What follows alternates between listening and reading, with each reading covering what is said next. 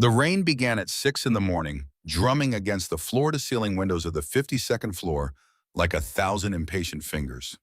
James Morrison stood alone in his office, a tumbler of whiskey untouched on the mahogany desk behind him, watching the city of Portland wake beneath a gray veil. 40 years. 40 years since another rain had taught him what it meant to be invisible. He pressed his palm against the cold glass, feeling the vibration of wealth and power humming through steel and stone, and wondered when he had stopped seeing the people who built it all. The email glowed on his phone screen. Complaint number 47 in 3 months. Same branch, same patterns, same excuses from management. He scrolled through the list, each entry a small wound in the mission statement he had written 2 decades ago, when Sterling Trust Bank was nothing but a dream and a loan he could barely afford. Banking for everyone. The words mocked him now from the lobby walls of 32 branches across Oregon and Washington, printed in chrome letters that cost more than his mother had earned in her entire life. His mother, Rose Morrison, dead at 53, her hands still rough from industrial cleaning solutions, her pride shattered by a bank teller who had looked at her like dirt on an expensive carpet. James could still see the rain that day, could still hear the tremor in her voice when she climbed into their rusted Civic, her face wet with more than weather. She had never stepped into a bank again. 3 years later, pancreatic cancer took her before she could see him graduate business school, before she could know that her humiliation had forged something unbreakable in her son. The phone buzzed. Thomas Bradford, CEO, the only man in the building who still called him Jim instead of Mr. Morrison or Sir. The voice came rough with early morning coffee. You read the reports? James turned from the window. All 47. Victoria Ashford's metrics are untouchable. 200% of target, $8 million in profit from that branch alone last year. While driving away anyone who doesn't look like her client list. A pause. Thomas knew that tone. 20 years of partnership had taught him when to push and when to listen. What are you thinking, Jim? James picked up the whiskey, let the amber liquid catch the gray light. My mother went to First National in 1984 to withdraw $200, her entire month's wages. They told her the account would be closed for insufficient minimum balance. The teller, I remember her face, Tom. She told my mother to find a bank more suited to her needs. Jesus. Mom cried all the way home. I was 12. I decided that day I would build a different kind of bank. And you did. Did I? James set the glass down without drinking. Or did I just build a prettier version of the same thing? Thomas exhaled slowly. What do you want to do? I want to see it for myself, not through reports, not through surveys. I want to walk into that branch the way my mother walked into First National. The silence stretched. Then Thomas laughed, short and sharp. You're serious. Completely. Jim, you're the chairman. You own 65% of this company. You can't just... I can do exactly that. James moved to his desk, pulling up the calendar on his laptop. Monday morning, 9:30. I'll be a customer. Marcus Hayes, recently unemployed, single father, checking account balance of $127. This is insane. It's necessary. James closed the laptop. Set it up. I need Diana to create the account history, make it look real. 4 years old, regular deposits, regular withdrawals, always hovering near zero. A few overdrafts, nothing criminal, just desperate. And if they recognize you, they won't. Nobody looks at poor people long enough to see their faces. The truth of it settled between them like sediment. Thomas cleared his throat. You'll need a child. You said single father. I'll ask Sarah. Isabella's 3.5 now. She'll think it's a game. Your sister won't like this. Sarah knows what happened to Mom. She'll understand. Another pause, longer this time.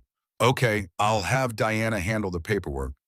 But Jim, if this blows up, if the board finds out, let me worry about the board. James picked up the whiskey again, finally taking a sip. It burned clean and expensive down his throat.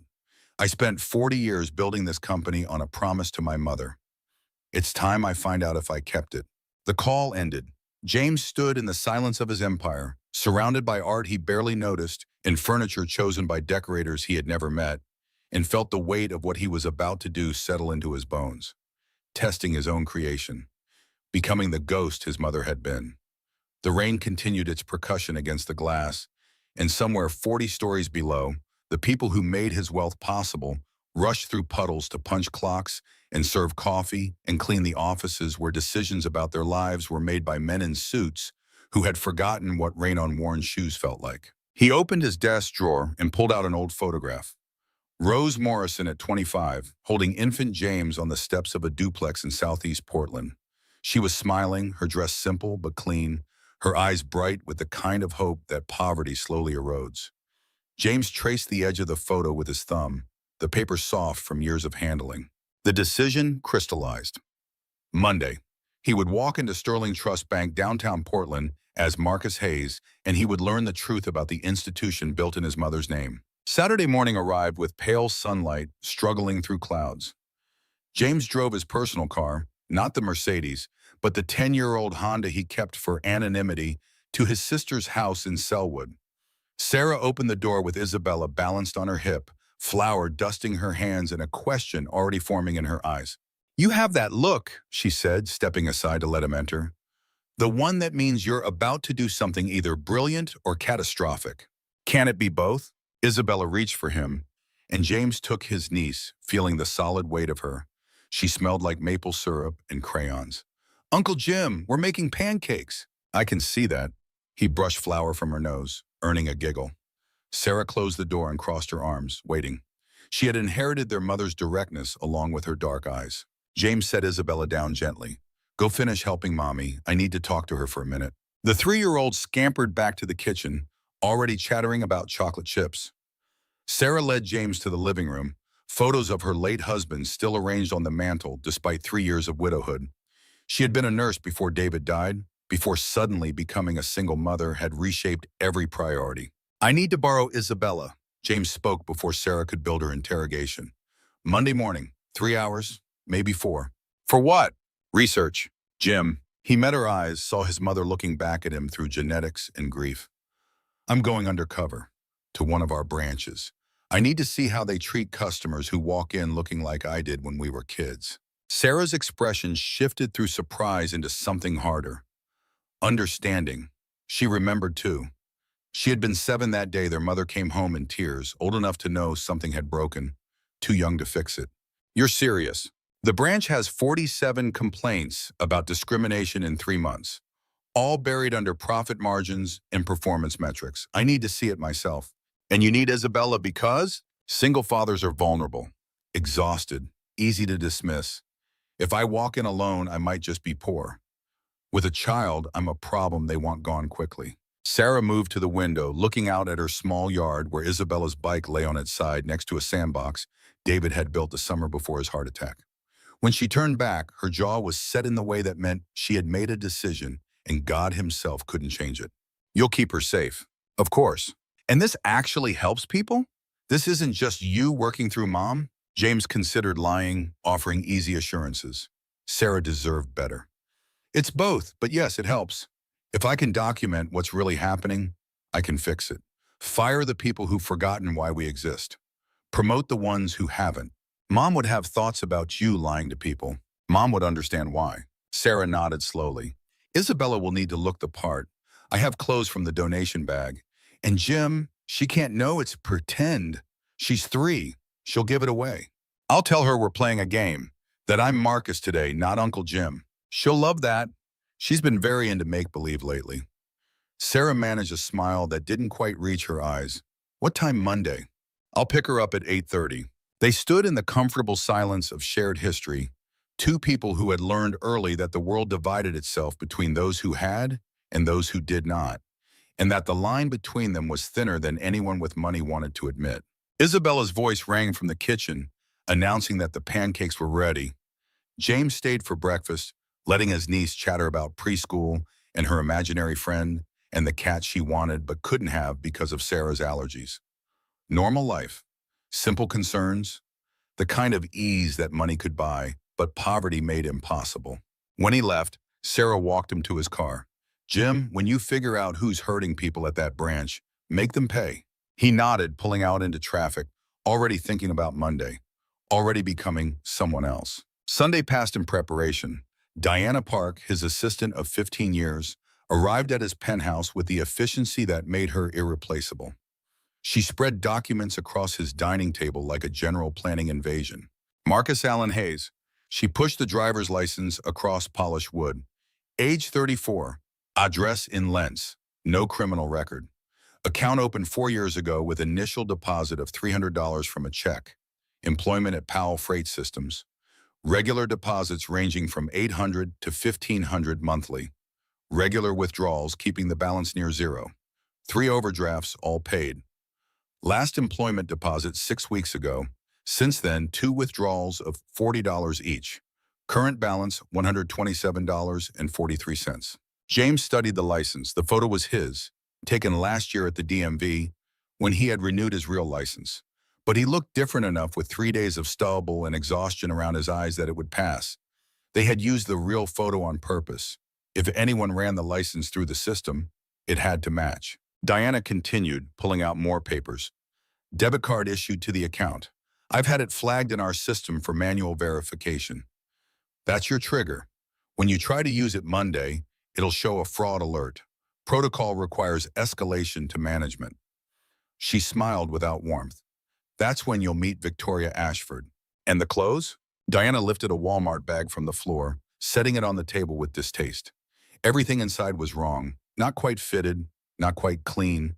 The kind of garments that scream thrift store in desperation. A flannel shirt with a small stain near the collar. Jeans frayed at the hems. Canvas shoes that had seen too many miles. A backpack with a broken zipper, patched with duct tape. I felt dirty buying these, Diana admitted, but they're perfect. James ran his fingers over the flannel, feeling the roughness of repeated washings. You did well. Sir, if I may ask, what happens if this works? If you find what you're looking for? Then I fire everyone who's forgotten why we exist, and I promote the ones who haven't.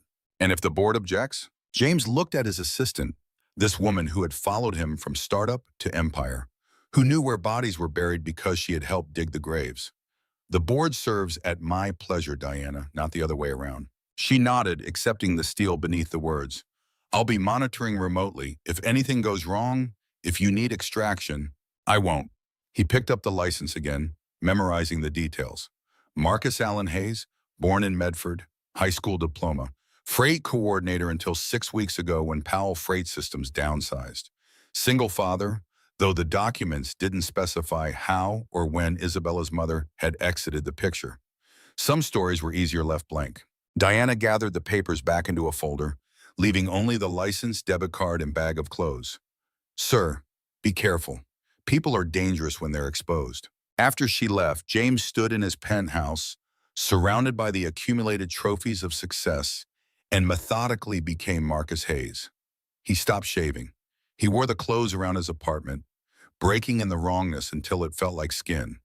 He practiced letting his shoulders slump, his gaze drop, the subtle body language of defeat that money trained out of people. He logged into the Marcus Hayes account on his phone, scrolling through the transaction history Diana had created, learning the rhythms of a life lived paycheck to paycheck, always one emergency from collapse. The city glittered below his windows, indifferent and beautiful. Somewhere in that sprawl of light and steel, Victoria Ashford was preparing for Monday, unaware that her reckoning had scheduled an appointment. Monday morning broke gray and damp, the weekend's rain having settled into persistent mist. James woke at 5, his body trained by decades of early meetings, and put on Marcus Hayes like armor. The flannel shirt hung wrong on his frame, used to tailored wool. The jeans sagged at his hips. He looked in the mirror and saw a stranger, someone tired, worn, hovering at the edge of giving up. Perfect. He drove the Honda to Sarah's house, arriving at 8:30 precisely. His sister answered the door with Isabella already dressed in clothes that had seen too many wash cycles, her hair pulled into a ponytail that was slightly crooked, the way it might look when a father without practice did his daughter's hair. She thinks you're playing make-believe, Sarah whispered, handing over a small backpack with Isabella's things. Snacks, change of clothes, her favorite book. Try to have her back by noon. She has a doctor's appointment at 2. James knelt in front of his niece, meeting her bright eyes. Hey, Bella, ready for our adventure? We're going to the bank, Isabella bounced on her toes. And you're Marcus today, not Uncle Jim. That's right. And you have to call me Daddy, okay? Just for today, it's part of the game.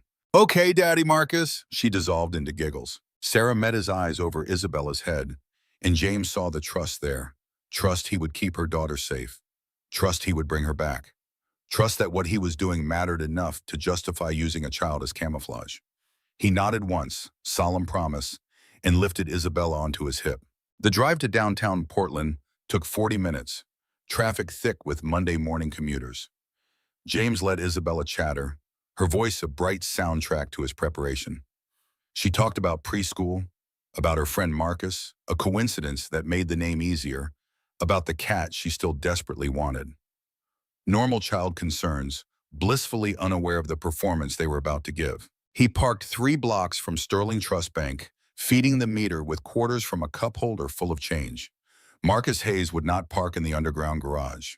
Marcus Hayes walked, carried his daughter because she was tired, arrived already exhausted from navigating a world designed to wear him down. The bank rose before them, all glass and steel and architectural ambition. James had approved the design himself 8 years ago, insisting on transparency, on the message that banking should have no barriers. Now, looking at it through Marcus Hayes' eyes, he saw only intimidation. The building dared you to enter. The building made you question whether you belonged.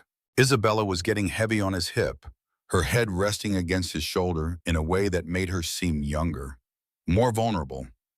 Good. Let them see a father struggling with a tired child. Let them see exactly what they thought they saw.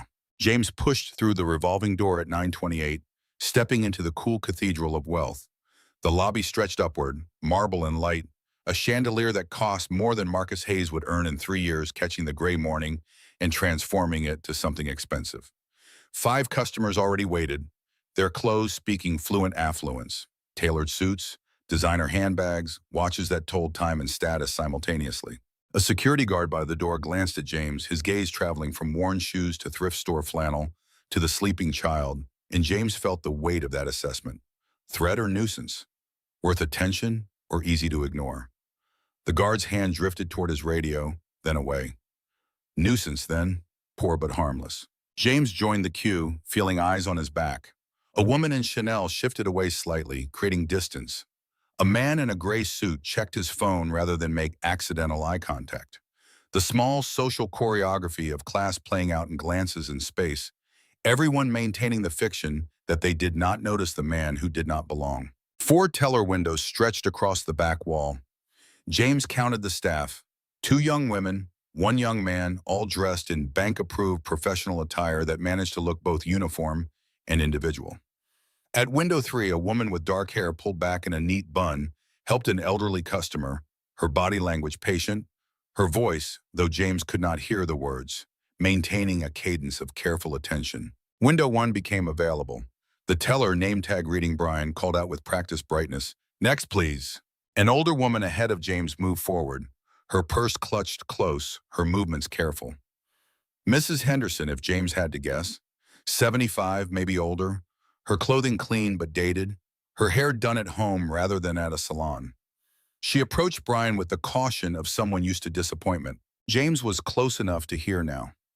Mrs. Henderson's voice trembled slightly as she asked about interest rates on savings accounts, about what programs the bank offered for seniors, about whether $3,000 was enough to open an account that would pay her anything meaningful. Brian's responses came clipped and mechanical. You need $10,000 minimum for our premier savings. Standard savings is 0.01% annually. Next account, please. Mrs. Henderson stood there a moment longer, processing numbers that meant her money would earn pennies while inflation ate away at its value. But I thought the advertisement said, the premier rate is for balances over $10,000. Brian's tone had shifted from neutral to dismissive. Is there anything else? The elderly woman shook her head, gathering her purse, her shoulders curving inward with the familiar shape of shame. She walked past James without seeing him, 2 invisible people passing in a temple built for others. Brian called out again, "Next!" James approached the counter, adjusting Isabella on his hip. She was truly asleep now, dead weight against his shoulder, her breath warm on his neck. He set his backpack on the counter, digging for his wallet with his free hand, aware of his own rumpled appearance, the slight tremor he let enter his fingers as he pulled out the debit card. "I need to check why my card was declined." The words came out tired, defeated. Marcus Hayes' voice, not James Morrison's. "I tried to buy groceries yesterday and it wouldn't work." Brian took the card without looking at James's face.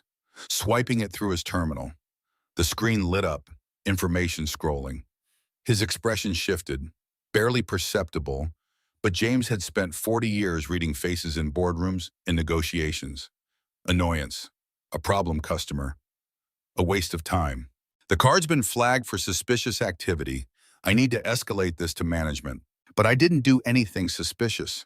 I just tried to buy milk and bread. Sir, I don't make the rules. You'll need to speak with someone from account services. Brian was already reaching for his phone, punching in an extension. Please step aside. Next customer. I need my card to work. My daughter needs to eat. Brian's eyes finally landed on Isabella, asleep and oblivious, then flicked away as if the sight of her made the situation more uncomfortable. Someone will be with you shortly. Please wait in the seating area. James moved away from the counter, feeling the eyes of other customers following him. The kind of attention poverty attracts, a mixture of pity and fear and judgment. He sat on a leather chair that cost more than Marcus Hayes' monthly rent, settling Isabella more comfortably against his chest, and waited. 10 minutes passed.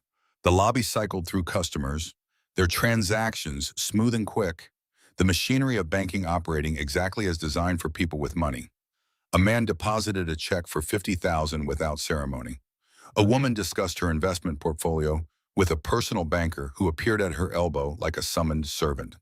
The economy of respect playing out in real time. At 9:45, a woman emerged from a hallway marked private banking. James recognized her immediately from the file Diana had compiled. Victoria Ashford, 36 years old, senior account manager, 5 years with Sterling Trust Bank. Performance reviews pristine. Profit margins extraordinary.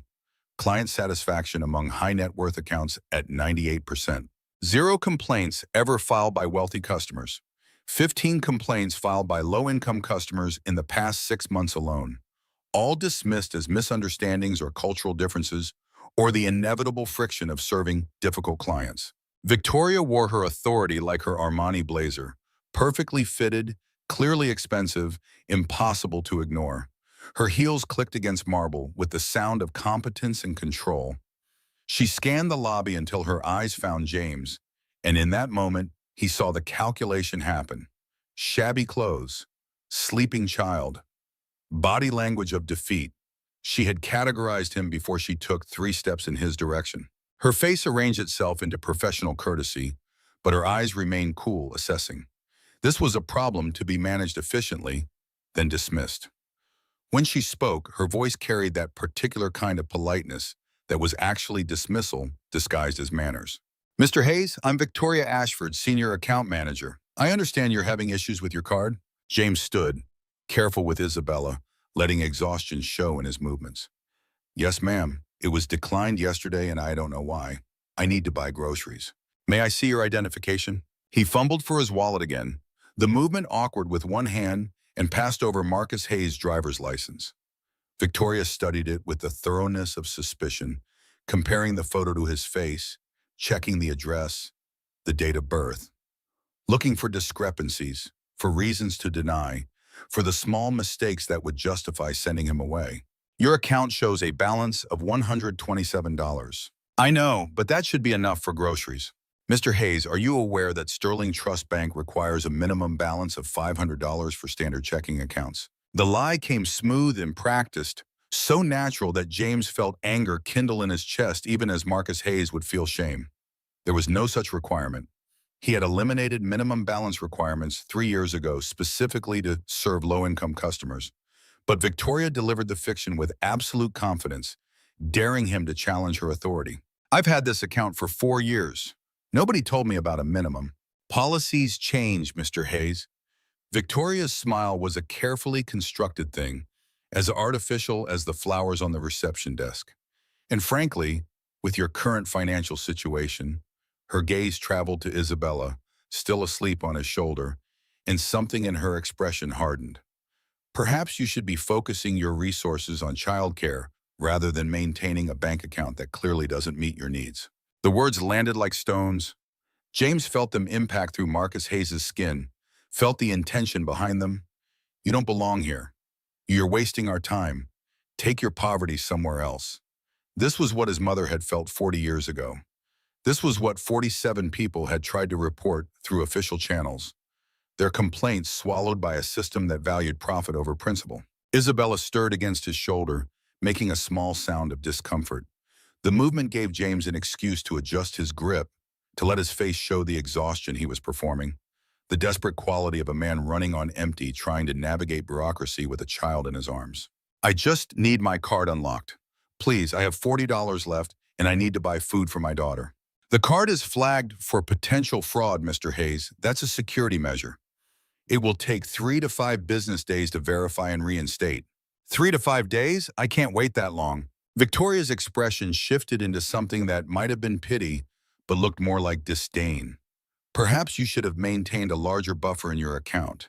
Financial planning is important, especially for single parents. The judgment in those words, the casual cruelty disguised as advice, pushed James to the edge of his performance. He felt Marcus Hayes slipping, felt James Morrison threatening to surface with all his authority and anger. He swallowed it down, forced his voice to stay low, pleading, "Is there anyone else I can speak to, a supervisor or—" "I am the supervisor for this branch, Mr. Hayes." Victoria's tone had lost even the pretense of courtesy. "And I've explained the situation clearly. If you cannot maintain the account standards, I suggest you consider alternative banking options better suited to your circumstances." Isabella woke fully then, her small voice cutting through the tension with perfect timing. "Daddy, I'm hungry." The word daddy from his niece's lips, the authenticity of a child's need cutting through all pretense, shifted something in the lobby. James felt other customers' attention sharpen, felt their discomfort at witnessing poverty made visible through a tired man and his hungry daughter. Victoria's jaw tightened, her eyes flashing with irritation that her efficient dismissal was being complicated by actual human need. "Mr. Hayes, this is a bank, not a daycare. If you cannot control your child—" "She's 3 years old and she's hungry." James let some steel enter his voice, just enough to show he was not completely defeated. "And all I'm asking is for access to my own money to feed her." "Your money is not in question, Mr. Hayes. Your account management is." "My account management?" The words came out sharper than Marcus Hayes would allow, and James reined himself back with visible effort. "I'm sorry, I'm tired, and I've been trying to find work, and I need my card to function." "Then you should have maintained better financial discipline." The cruelty of it, the absolute lack of empathy, crystallized everything James had feared about his own company. He had built Sterling Trust Bank on the promise of different treatment, on the conviction that banking should serve everyone. And here was his senior management, his profit leader, treating a customer, treating him with the same disdain his mother had endured 4 decades prior. Nothing had changed. He had built a prettier prison with the same locked doors. Isabella was squirming now, uncomfortable and confused, picking up on the adult tension without understanding its source. James soothed her automatically, stroking her back, whispering that everything was okay even though it clearly was not. And in his peripheral vision, he saw something that changed the entire equation. Another teller had noticed the confrontation. The woman at window 3 with dark hair and careful attention, the one who had been helping the elderly customer with such patience. She was watching now, her expression troubled, her body language suggesting she wanted to intervene, but was calculating the cost. Victoria followed James's gaze, saw where his attention had shifted, and her expression hardened further. "Mr. Hayes, I've given you my answer. Unless you have other business, I need to ask you to leave so I can attend to our valued customers." The phrase valued customers, with its implicit exclusion, the suggestion that he and Isabella were valueless, unworthy of the marble floors and careful lighting. James felt something break inside Marcus Hayes's constructed dignity. He nodded slowly, defeated, and began to turn away. "Excuse me, Ms. Ashford." The voice came from the teller at window 3, clear and firm, despite the obvious nervousness behind it. "I can help Mr. Hayes with his card issue. It should only take a few minutes to verify the account manually." Victoria turned with a visible annoyance. "Elena, this isn't your concern. Return to your station. I've finished with my current customers, and Mr. Hayes has been waiting for 20 minutes. I can resolve a fraud flag in under 5 minutes if it's just a system error." The woman, Elena, met Victoria's sharp gaze without flinching, though James could see the tension in her shoulders, the awareness that she was challenging her superior in a very public space. She was younger than Victoria, mid-30s perhaps, her features suggesting Asian heritage, her uniform worn with the kind of care that spoke to respect for her work, if not the paycheck it provided. Victoria's lips compressed into a thin line. Very well, but Elena, we'll be discussing appropriate protocol after you finish. The threat in those words landed clear and unmistakable. You'll pay for this. Remember your place. But Victoria was already turning away, her heels clicking back toward private banking, dismissing them all with her departure. Elena gestured toward her station, her expression carefully neutral, but her eyes warm. Please, Mr. Hayes, I'm sorry for the wait. Let's see what we can do about your card. James moved toward window 3, feeling the weight of the lobby's attention shift and dissipate as the confrontation ended without spectacle. Just another day at the bank. Just another poor person managed and dismissed. Nothing to see.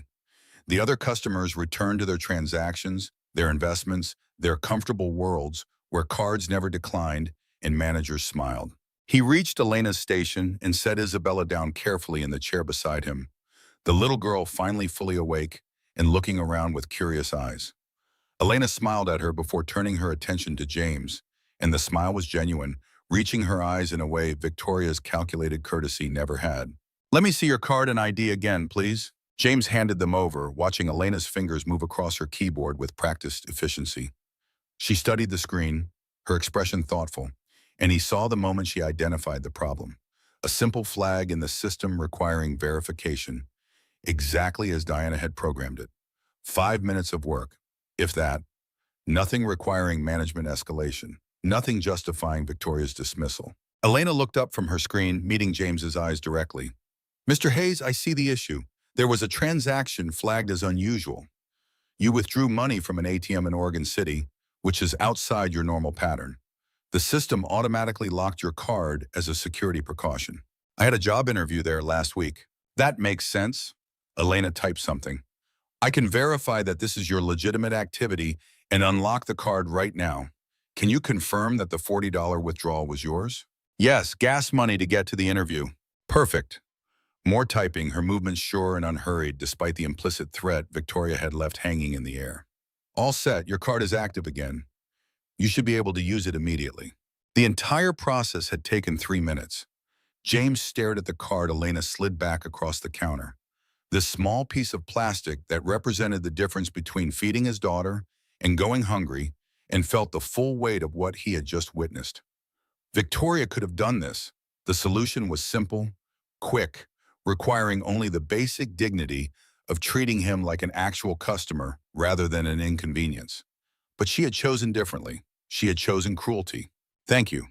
The words came out rougher than James intended, genuine gratitude breaking through Marcus Hayes's constructed weariness. I really thank you. Elena reached under her counter and pulled out a small packet of cookies, the kind banks use to give away to children during transactions. She offered it to Isabella with a gentle smile. These are my favorite. Do you like chocolate chip? Isabella's face lit up with the unguarded joy of 3-year-olds. Yes, thank you. You're very welcome. Elena looked back at James. Mr. Hayes, I noticed your account has been with us for 4 years. I want you to know there is no minimum balance requirement for standard checking. If anyone tells you differently, they're mistaken. The careful phrasing, the subtle correction, the way she was telling him he had been lied to without directly accusing her superior. James felt something shift in his chest, a recognition of unexpected integrity. Diana's research had not mentioned Elena Chen specifically, just another teller, presumably. But this woman was different. This woman saw him, saw Marcus Hayes as a person rather than a problem. I appreciate that. I was told sometimes policies get confused.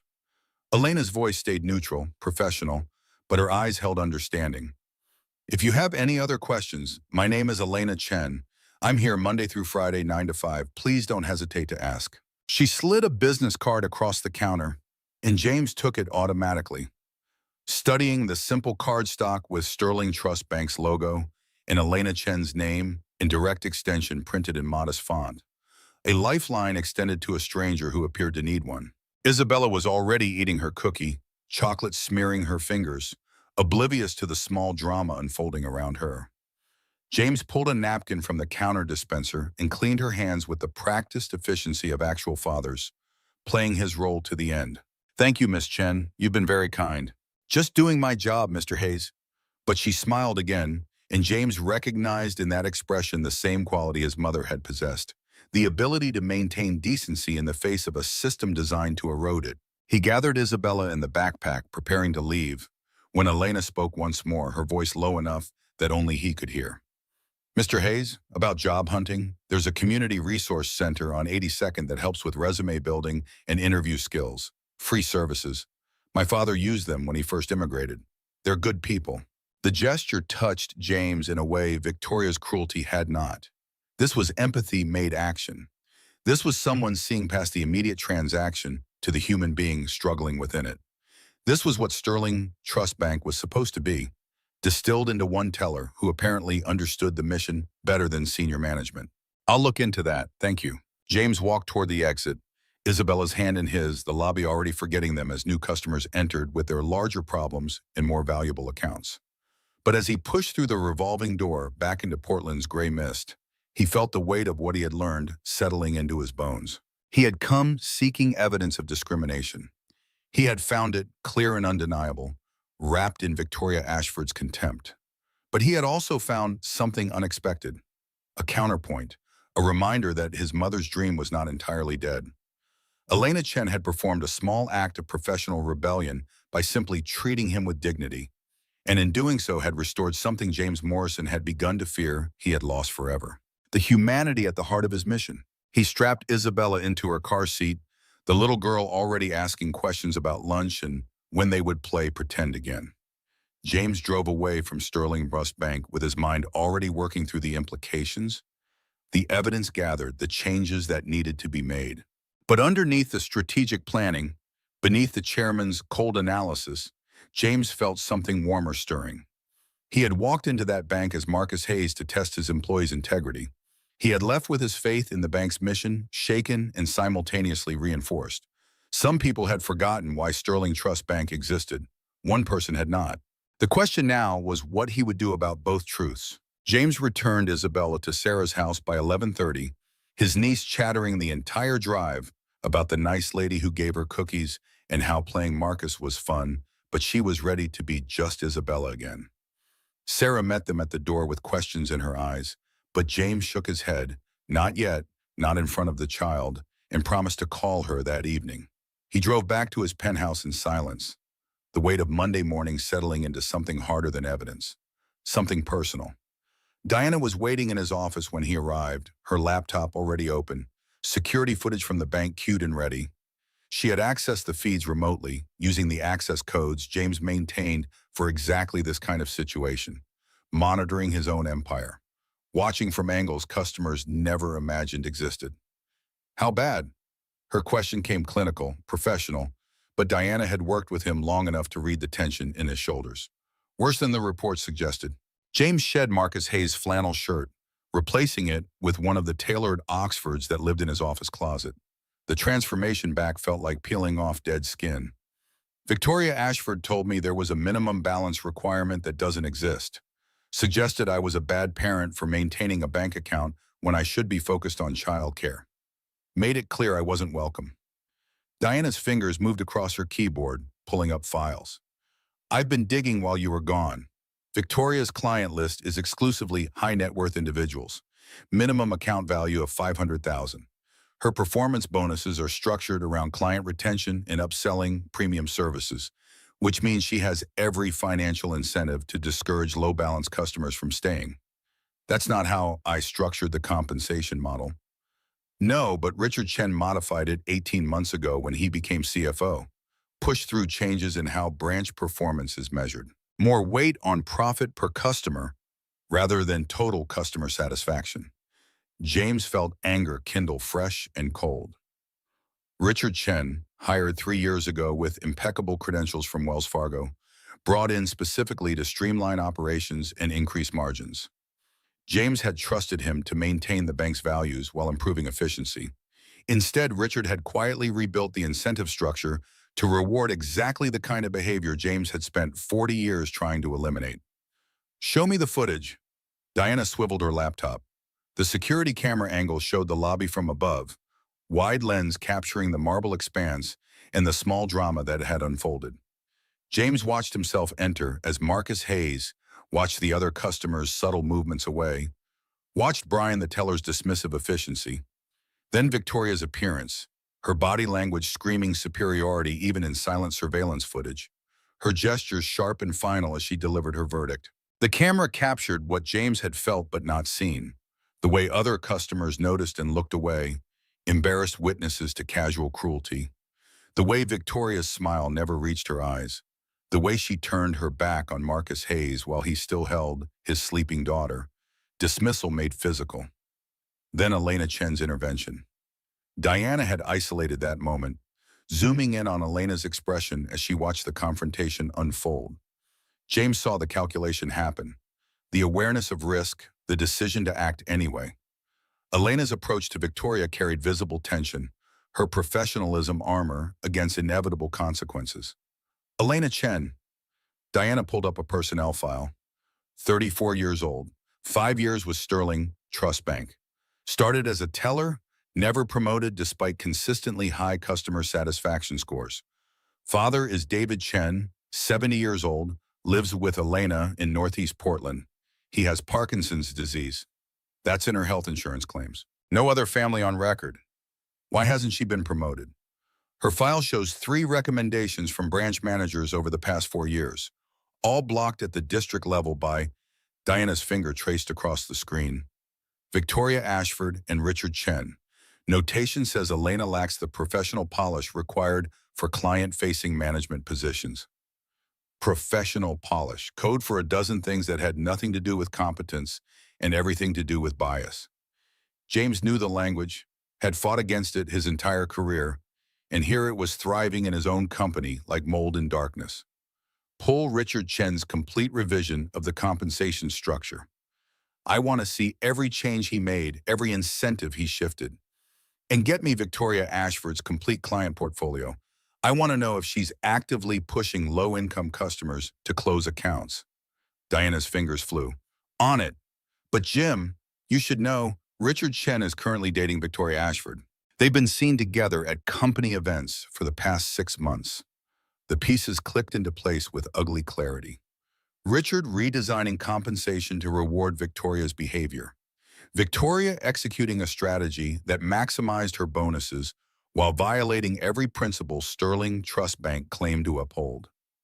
Both of them profiting from a system they had corrupted together, protected by their own success metrics. James moved to his window, looking down at the city where his mother had once lived and struggled and died without ever seeing him succeed. He had built this company as a monument to her memory, a promise that banking could be different, and parasites like Richard Chen and Victoria Ashford had hollowed it out from within, turning it into exactly what he had sworn to destroy. I'm going back. The decision formed as he spoke it. Not today. Tomorrow. I need to see more. Diana looked up sharply. Sir, you got what you needed. You have grounds to fire Victoria Ashford immediately. You have documentation of policy violations, customer mistreatment. I need to see Elena Chen. Really see her. One interaction isn't enough. James turned from the window. If she's as good as she appeared, she deserves better than this branch. But I need to be certain. I need to see her work, see how she handles difficult situations, understand what kind of manager she could become. You're going back as Marcus Hayes. 6 more times over the next 2 weeks. Different situations, different problems. Each one designed to stress test both Victoria's cruelty and Elena's integrity. Diana closed her laptop slowly. You're not just investigating anymore, Jim. You're fixating. The observation landed with uncomfortable accuracy. James felt the truth of it even as he rejected the implication. This was not fixation. This was thoroughness. This was ensuring he made the right decisions, not just about punishment, but about promotion. Elena Chen had shown him something rare in that brief interaction, the kind of principled service his mother would have recognized and valued. If she could sustain that quality under pressure, if her integrity held across multiple tests, then she was exactly the kind of leader Sterling Trust Bank needed. And if James was being honest with himself, in the privacy of his own thoughts, where no board member could hear, there was something else. Something about the way Elena had looked at Marcus Hayes, had seen past the shabby clothes to the human being beneath, had treated him not as a charity case but as a person deserving of basic dignity. That recognition had touched James in ways he was not ready to examine too closely. I'll return as Marcus tomorrow. Same account, different problem. Diana, I need you to engineer situations that require teller assistance, each visit escalating in complexity. What kind of situations? James thought through the possibilities. Tomorrow, a check that needs verification. Wednesday, questions about opening a savings account for Isabella.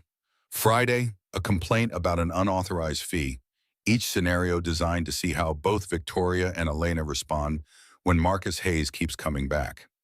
Victoria will notice. She'll recognize you as a recurring problem. Good. I want to see what she does when the problem won't go away. Diana reopened her laptop, resignation in the gesture. I'll set it up, but Jim, when you keep testing Elena, make sure you're clear on what you're actually testing for. Because from where I'm sitting, this is looking less like investigation and more like something else. James did not answer. Could not answer honestly without admitting that Diana might be right. He returned to his desk and spent the afternoon reviewing the files she compiled, the evidence of corruption spreading through his company like cancer. Richard Chen's fingerprints were everywhere. Subtle changes to policy, modifications to performance reviews, adjustments to promotion criteria that systematically rewarded profit extraction over customer service. By evening, James had a clear picture of the disease. Richard and Victoria had built a perfect system of mutual benefit, each protecting the other's position while maximizing their own compensation. Victoria brought in wealthy clients and drove away expensive poor ones. Richard structured the bonuses to reward exactly that behavior. Together, they had created a machine designed to filter Sterling Trust Bank's customer base toward maximum profitability and minimum moral responsibility. Tomorrow, James would return as Marcus Hayes and see how deep the rot had spread. But tonight, he sat alone in his penthouse with a glass of whiskey and Elena Chen's business card, studying the simple card stock like it held answers to questions he had not yet learned to ask. Tuesday morning arrived with unexpected sunshine, Portland's weather performing one of its characteristic reversals. James dressed again in Marcus Hayes' clothes, the wrongness feeling less foreign now, his body learning the physical vocabulary of poverty. He skipped shaving again, let his stubble grow towards something that might charitably be called a beard, but looked more like neglect. Isabella was in preschool, so James went alone this time. He carried the backpack Diana had provided, now stuffed with carefully selected props.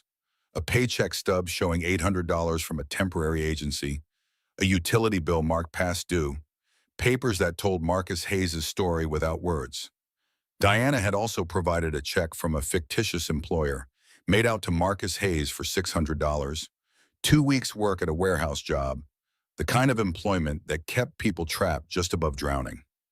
Sterling Trust Bank looked different in sunshine, less cathedral and more fortress. James entered at 10:15 during the mid-morning lull when the rush of early banking had passed, but lunch hour had not yet arrived. 4 customers waited, none of them the expensive kind Victoria favored. 2 elderly women, a young man in a fast food uniform, a mother with twin toddlers already showing signs of impending meltdown. Brian was at window 1 again, Elena at window 3. No sign of Victoria, though her office door stood open, suggesting she was somewhere in the building.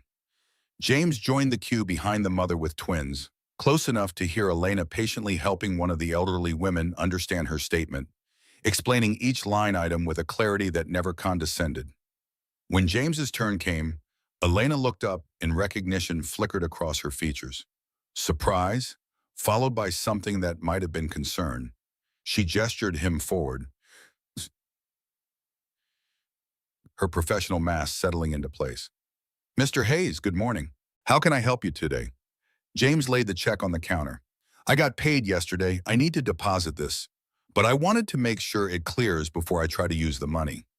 Last time I deposited a check, it took a week and I overdrafted because I thought the money was available. Elena picked up the check, studying it with the same careful attention she had given his identification the day before. Her eyes moved across the details: employer name, amount, signature. James watched her process the information, saw the moment she noticed the address on the check matched a known temporary staffing agency. This should clear in 2 business days. I can deposit it now, but the funds won't be fully available until Thursday morning. Is there any way to make it faster? I have bills due Wednesday. Unfortunately, check holds are based on federal regulations and the issuing bank's processing time. However, Elena turned to her computer, typing quickly, I can see your account history shows you've been with us for several years without significant issues. I can request an exception to release half the funds immediately and the rest on Thursday. The solution was creative, bending policy without breaking it, finding space within regulations to serve actual need rather than hiding behind them. James felt the same recognition he had experienced the day before. This woman understood the difference between rules and purpose, between policy and service. That would help. Thank you.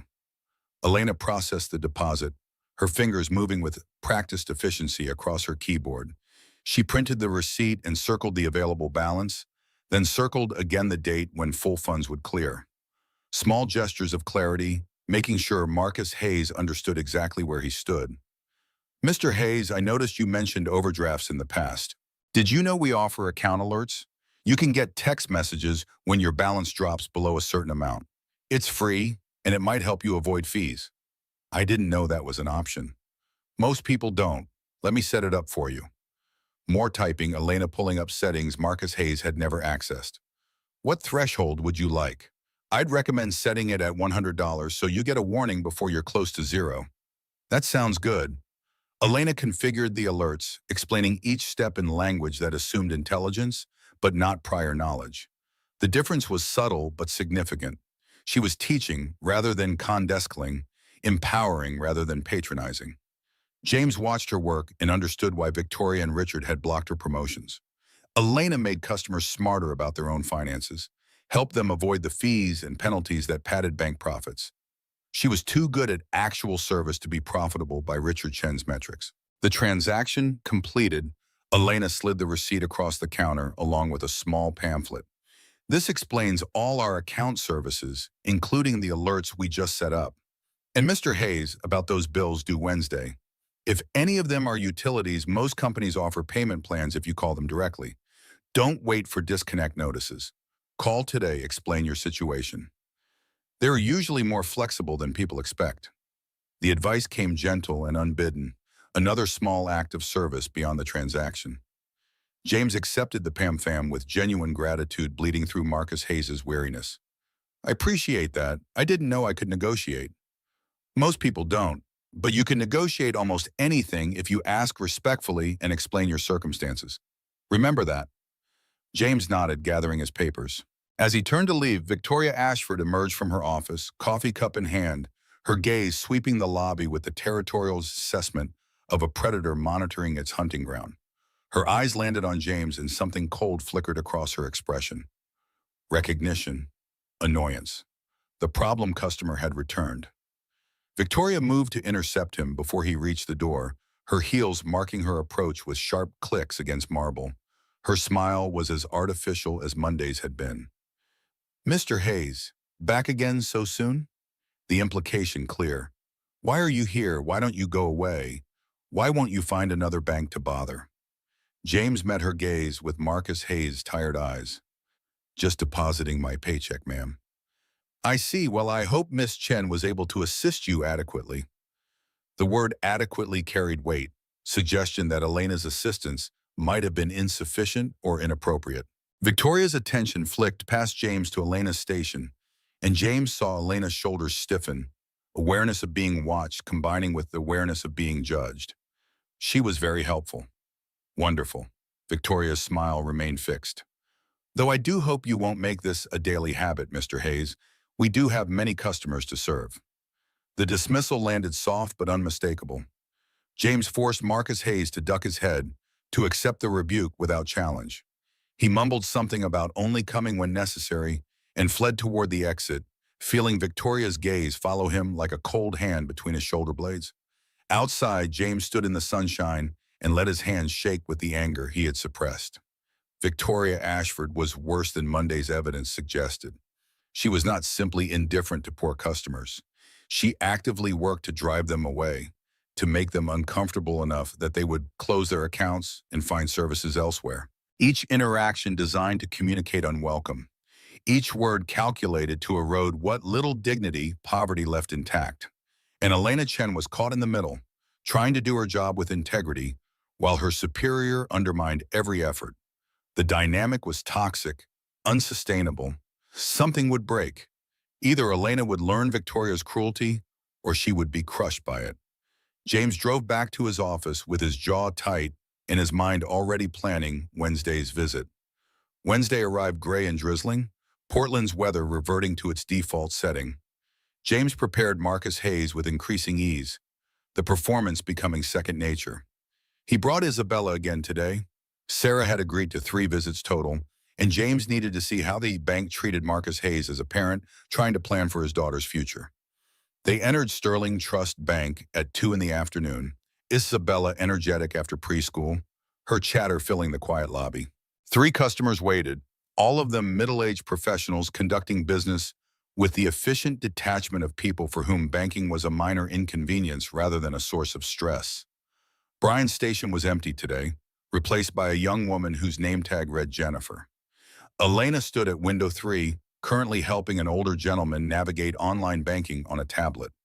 James watched her patience, the way she adjusted her explanations based on the customer's understanding, never rushing despite the complexity of the topic. Victoria emerged from her office almost immediately, as if she had been waiting. Her expression when she saw James and Isabella combined recognition with barely concealed irritation. She approached before James could join the queue, her body language blocking his path to the teller stations. "Mr. Hayes, becoming quite the regular, aren't you?" Isabella tugged on James's hand. "Daddy, is that the mean lady?" The words rang clear in the lobby's acoustics, drawing attention from other customers. Victoria's expression hardened, color rising in her cheeks. James squeezed Isabella's hand gently. "Bella, that's not polite." But the damage was done, and James felt a surge of fierce satisfaction. Children had a gift for seeing through artifice, for naming truths adults learned to ignore. Victoria was the mean lady. A 3-year-old had diagnosed the problem in 3 words. Victoria's voice came tight and controlled. "Mr. Hayes, perhaps we should speak privately about your continued visits to this branch. I'm just here to open a savings account for my daughter. That's something that can be done online. You don't need to come into the branch." "I don't have internet at home right now. I need to do it here." Victoria's jaw clenched. "Miss Chen can assist you, but Mr. Hayes, I must insist that you control your daughter's behavior while you're in the bank. We maintain professional standards." She stalked back to her office before James could respond, and he felt Isabella shrink against his leg, confused by the adult tension. He knelt down, meeting his niece's eyes. "You didn't do anything wrong, Bella. Sometimes grown-ups are having bad days." "She didn't like me." "That's her problem, not yours. Come on, let's see if Miss Elena can help us." Elena's customer had finished, and she waved James forward with a welcoming smile that included Isabella. The little girl brightened immediately, remembering cookies and kindness. "Hi, Miss Elena." "Hello, sweetheart." "And hello, Mr. Hayes. What can I help you with today?" James lifted Isabella onto the chair beside him, keeping one hand on her shoulder. "I want to open a savings account for Bella, just something small, maybe $5 a month. I want her to learn about saving money." Elena's expression softened with something James could not quite name. Approval? Recognition of a parent trying despite circumstances? She pulled out a form, then paused. "Mr. Hayes, for a child's savings account, we normally recommend our Young Savers program. No minimum balance, no monthly fees, and we add $1 for every $5 deposited, up to $20 per year. It's designed specifically for parents who want to teach financial literacy." James had approved that program himself 4 years ago, funding it from his personal wealth because the board had deemed it unprofitable. Hearing Elena describe it, understanding she was guiding Marcus Hayes toward the best possible option, despite it generating 0 revenue for the bank, reinforced everything he had begun to suspect about her integrity. "That sounds perfect. How do I start?" Elena walked him through the paperwork, explaining each section in language Isabella could partially understand, making the child feel included in her own financial planning. She asked Isabella what she wanted to save for, and the little girl answered with 3-year-old logic. A cat! A big orange cat named Pumpkin. That's a wonderful goal. Elena wrote savings goal cat in the notes section, treating Isabella's dream with the same seriousness she would treat an adult's retirement planning. Now, every time your daddy puts money in this account, you'll be getting closer to Pumpkin the cat. Isabella bounced in her chair with excitement, and James felt his throat tighten with unexpected emotion. This was what banking should be. Not marble and chandeliers and careful exclusion, but human beings helping each other build futures one $5 deposit at a time. Elena processed the account opening, contributing the initial $5 from Marcus Hayes's checking, then adding the bank's matching dollar. There you go, $6 in your savings account, Miss Isabella. You're already on your way to Pumpkin. Thank you, Miss Elena. Isabella hugged the receipt Elena handed her like it was a treasure map. Elena leaned forward slightly, lowering her voice so only James could hear. Mr. Hayes, I noticed you mentioned not having internet at home. The Multnomah County Library has free internet access and computers if you need to handle other banking online. They also offer free computer classes if you want to learn more about managing accounts digitally. Another gift of information, another small act of empowerment. James accepted it with a gratitude that was only partially performance. I'll look into that. Thank you. As James gathered Isabella to leave, Victoria appeared again, materializing from her office like a recurring nightmare. Her gaze moved from James to Elena to the paperwork on Elena's desk, and calculation flickered across her features. Miss Chen, a moment please. Mr. Hayes, have a good day. The dismissal was clear, but James lingered near the door, pretending to help Isabella with her coat while actually watching the interaction between Victoria and Elena. Victoria's body language radiated disapproval, her gestures sharp and cutting. Elena's shoulders squared, but she nodded at whatever reprimand Victoria delivered. James stepped outside into the drizzle with Isabella's hand in his and murder in his heart. Victoria was not just cruel to customers, she was punishing Elena for showing kindness. The toxicity ran deeper than he had imagined, and Elena was trapped in it, trying to maintain her integrity while her supervisor systematically attacked her for it. Thursday and Friday followed similar patterns. James returned each day with new problems, new needs, each visit designed to test both Victoria's hostility and Elena's patience. Thursday brought questions about overdraft protection. Friday featured a complaint about an unexpected fee. Each time, Elena solved the problem with efficiency and grace. Each time, Victoria appeared to radiate disapproval and thinly veiled threats. By Friday afternoon, James had seen enough. Victoria Ashford was beyond redemption, her cruelty systematic and intentional. But Elena Chen was exactly what Sterling Trust Bank needed. Principled, competent, genuinely committed to service over profit. She deserved promotion. She deserved protection. She deserved to work somewhere her values were reinforced rather than punished. James returned to his office and called Diana. Monday morning, I'm going to reveal myself. I want Victoria Ashford, Richard Chen, and Thomas Bradford in that branch at 9 a.m. No explanation, just mandatory attendance. And I want Elena Chen there too, but don't tell her why. You're ending this. I'm starting it. The investigation is done. Now comes the reckoning. Diana hesitated, unusual for her. Jim, have you considered what happens to Elena when you promote her over Victoria's head? The other managers will resent her.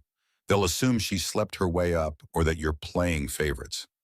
Then I'll make it clear she earned it.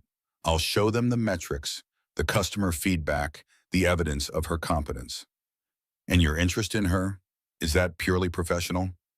James felt the question land like a scalpel between ribs. I barely know her.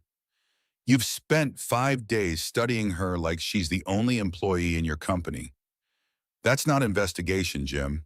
That's infatuation. The word hung between them, sharp and uncomfortable. James wanted to reject it, to argue that Diana was wrong, that he was simply being thorough. But somewhere in the past week, his observation of Elena Chen had shifted from professional assessment to something murkier. He admired her competence, yes. He respected her integrity, absolutely. But there was more. The way she smiled at Isabella. The way she treated Marcus Hayes with dignity when she had every reason to dismiss him. The way she moved through a hostile workplace, maintaining grace under Victoria's constant pressure. James Morrison, 52-year-old chairman of Sterling Trust Bank, was developing feelings for a 34-year-old teller who had no idea who he really was. Monday. His voice came firm, shutting down the conversation. "I'll handle it Monday." He ended the call and stood alone in his office, watching the city below and wondering when exactly his investigation had become personal. When the mission to protect his company's integrity had tangled itself with the recognition that Elena Chen might be the first woman in years who saw value in something other than his wealth. She had shown kindness to Marcus Hayes, a poor, struggling, single father with nothing to offer. She had not known he was James Morrison when she treated him like he mattered. That authenticity was rare and precious. James wanted more of it, wanted to know Elena Chen without the performance of poverty between them, wanted to see if the warmth she showed Marcus Hayes might extend to the real man beneath the disguise. But first, he had to destroy her supervisor's career and potentially upend her entire workplace. Not exactly a romantic foundation. Monday would be complicated in ways James had not planned when he first conceived this investigation. But Monday was inevitable now. The machinery was in motion. All that remained was to see who survived the collision. Saturday, James spent reviewing footage, preparing documentation, building the case that would end Victoria Ashford's and Richard Chen's careers. Sunday, he paced his penthouse like a caged animal, running through scenarios, anticipating arguments, planning responses. And Sunday night, alone with whiskey and the business card Elena had given Marcus Hayes, James acknowledged the truth Diana had named. He was not just investigating anymore. He was not just protecting his company's integrity. He was pursuing something dangerous and complicated. The possibility of connection with someone who had seen him at his lowest and chosen kindness anyway. Elena Chen had no idea what was coming. Had no idea that the poor man she had helped 5 times was actually the chairman who controlled her entire career. Had no idea that Monday morning would change everything. James hoped she would forgive him. Hoped she would understand why the deception had been necessary. Hoped that beneath the shock and confusion, she might see the same thing in him that he was beginning to see in her. The potential for something real in a world built on performance and calculation. But first he had to survive Monday. Had to navigate the explosion of revelation without losing the fragile thread of possibility that had formed between Marcus Hayes and Elena Chen. Had to transform from ghost to man without destroying the trust that had been freely given to someone who no longer existed. James set down his whiskey and picked up his phone, dialed Thomas Bradford's personal number. The CEO answered on the 3rd ring, his voice rough with Sunday evening relaxation. "Jim, what's wrong?" "Nothing's wrong, Tom. Everything's about to be right. Monday morning, 9 a.m., Sterling Trust Bank, downtown Portland. You, me, Victoria Ashford, Richard Chen, conference room, mandatory attendance." "What's this about?" "The reckoning I promised. The truth about what we've become." James paused, considering his next words carefully. "And Tom, bring HR. We're going to need them." "Jesus. Okay, I'll be there." James ended the call and moved to his window, watching the city lights blur in the rain that had returned with nightfall. Somewhere out there, Elena Chen was probably helping her father with evening medication, unaware that tomorrow her life would shift in ways she could not anticipate. Unaware that the chairman had been watching her, testing her, falling for her competence and kindness in equal measure. Tomorrow, Marcus Hayes would cease to exist. Tomorrow, James Morrison would emerge from the shadows of his own investigation. Tomorrow, the careful architecture of deception would collapse, and in its ruins, something new would have to be built.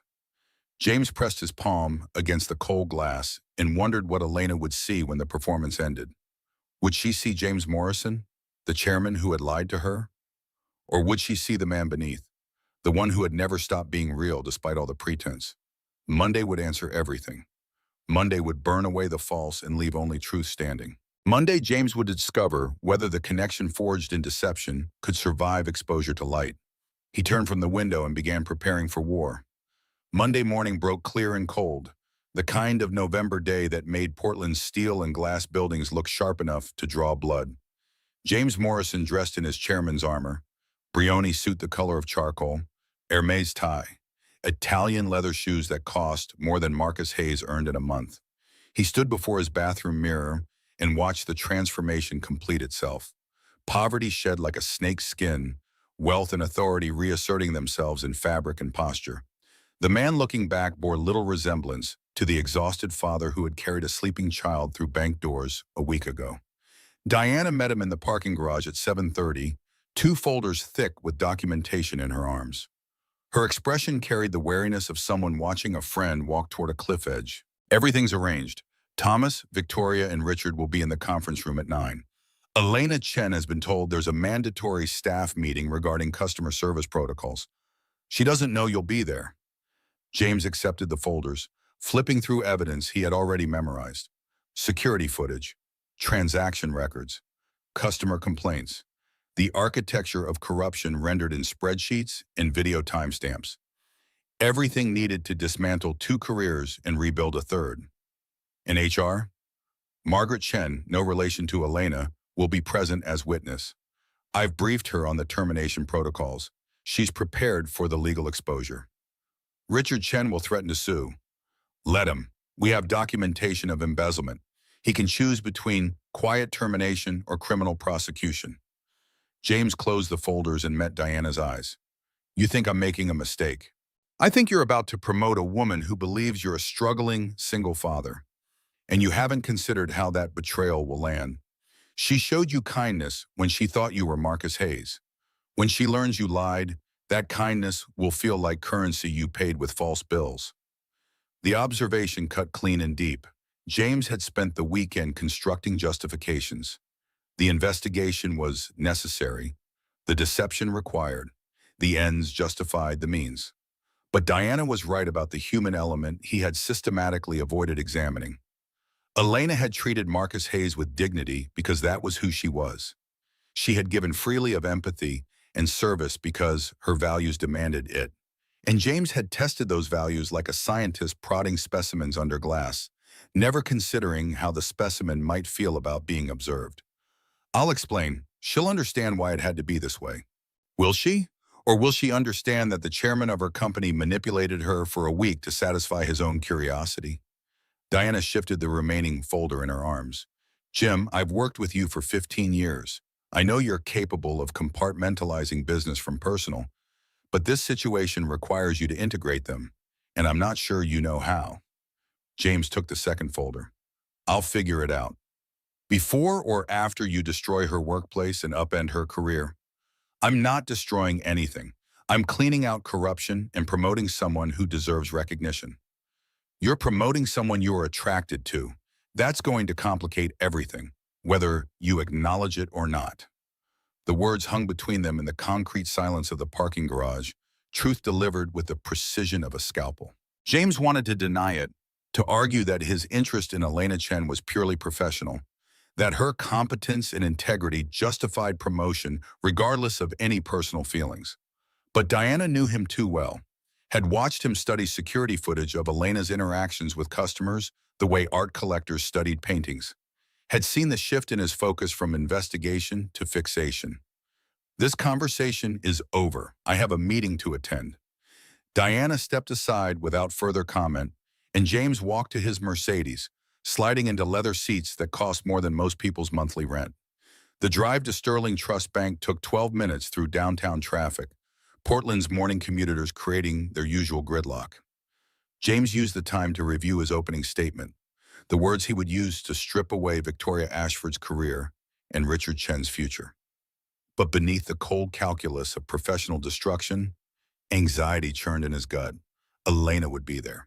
Elena would learn the truth. Elena would look at him and see a liar, a manipulator, a wealthy man who had played at poverty to test her integrity like some kind of sadistic game. Unless he could make her understand why it mattered. Unless he could show her that Marcus Hayes had been performance, but the recognition of her value was real. James parked in the underground garage reserved for executives, taking the private elevator to the third floor, where the branch's administrative offices clustered away from customer view.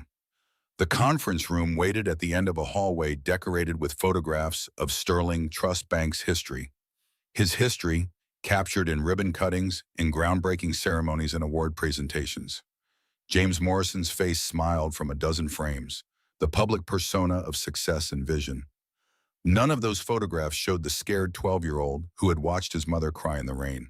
Thomas Bradford stood outside the conference room, coffee cup in hand, his expression grave. The CEO had known James long enough to read the weather in his friend's face. This is going to be bad. It needs to be. James checked his watch. 8:55. Are they here? Victoria and Richard arrived 10 minutes ago, both of them radiating confusion and annoyance. Victoria is demanding to know why a mandatory meeting wasn't on her calendar. Richard keeps checking his phone like he's expecting an escape route to materialize. Elena? In the break room, Margaret's keeping her company, making small talk about weekend plans. The poor woman has no idea she's about to be caught in an explosion. James felt guilt twist in his chest, but he pushed it down beneath layers of executive decisiveness. This confrontation was necessary. Elena would benefit from it eventually, even if the immediate aftermath felt like collateral damage. Let's begin. They entered the conference room together, James's presence dropping into the space like a stone into still water. Victoria Ashford sat at the table beside Richard Chen, both of them dressed in their professional best, both of them registering shock as the chairman of Sterling Trust Bank walked through the door. Victoria's composure cracked for half a second before reasserting itself. Richard's face went carefully blank, the expression of someone trained to hide reactions. Margaret Chen from Human Resources occupied the far corner, laptop open, recording software already running. She nodded at James with professional neutrality, a witness prepared to document whatever came next. Mr. Morrison. Victoria recovered first, standing and extending her hand with the smooth automaticity of someone practiced at managing unexpected authority. We weren't informed you would be attending this meeting. James ignored her hand, moving to the head of the table and remaining standing. Sit down, Ms. Ashford. The command came flat and cold, carrying weight that made Victoria sink back into her chair without further protest. Richard shifted in his seat, his fingers drumming once against the table before stilling. Both of them were recalculating, trying to understand why the chairman himself was here, what they had done or failed to do that warranted this level of attention. James opened his first folder, pulling out the top document, a printed screenshot of Victoria's interaction with Marcus Hayes, the moment when she had told him to focus on childcare rather than maintaining a bank account. He slid it across the table. Miss Ashford, do you recognize this customer? Victoria glanced at the image, her expression flickering through confusion before settling on dismissive recognition. That's Mr. Hayes, a low-balance customer who's been coming to the branch frequently. I've assisted him several times. Assisted. James repeated the word like it tasted foul. Is that what you call telling a customer there's a minimum balance requirement that doesn't exist? Victoria's eyes widened fractionally. There may have been a miscommunication about policy. There was no miscommunication. There was deliberate misinformation designed to drive away a customer you deemed unprofitable. James pulled out another document, this one showing Richard Chen's modifications to the branch compensation structure. And Mr. Chen here restructured your bonuses to reward exactly that behavior.